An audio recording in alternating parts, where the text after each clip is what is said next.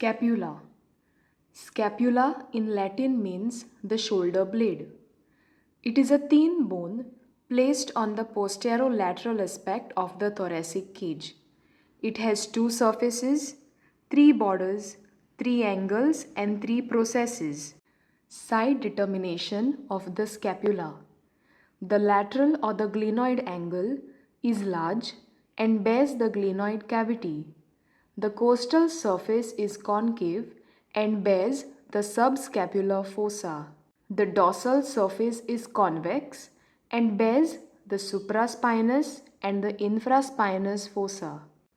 The thickest lateral border runs from the glenoid cavity above to the inferior angle below. Features of the scapula. First, let's see the surfaces. The first one is the costal surface. The costal surface is directed medially and forwards. It is marked by three longitudinal ridges. Another thick ridge adjoins the lateral border. It is rod-like and acts as a lever for the action of the serratus anterior muscle. Borders and the angles of the scapula.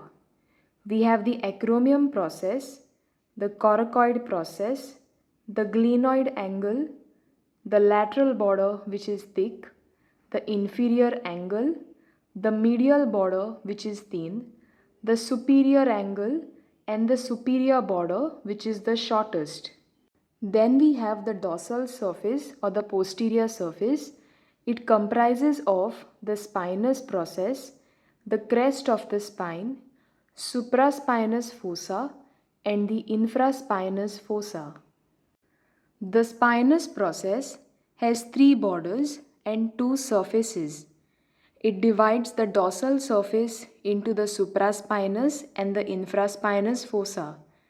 The posterior border is called the crest of the spine.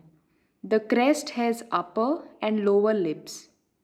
The acromion process has two borders, two surfaces and a facet for the clavicle.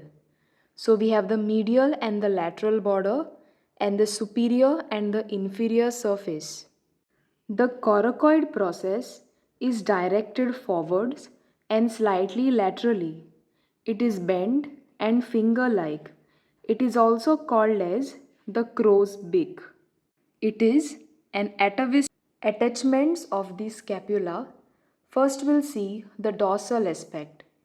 We have the levator scapulae on the medial border, the rhomboid minor and the rhomboid major on the medial border, the latissimus dorsi on the inferior angle, the teres major, the infraspinatus in the infraspinous fossa, then the supraspinatus in the supraspinous fossa, the trapezius at the upper border and the deltoid muscle in the lower border of the crest of the spine.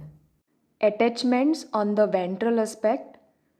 We have the costoclavicular ligament, the coracobrachialis and the short head of the biceps brachii muscle which attaches on the coracoid process, the subscapularis muscle in the subscapular fossa, the serratus anterior at the medial border, the omohyoid muscle and the suprascapular ligament. Clinical anatomy of the scapula. Winging of the scapula means paralysis of the serratus anterior muscle, which causes the medial border to become unduly prominent and the arm cannot be abducted beyond 90 degrees. Scaphoid scapula is a developmental anomaly in which the medial border is concave. Ossification of the scapula. The scapula ossifies from one primary center and 7 secondary centers.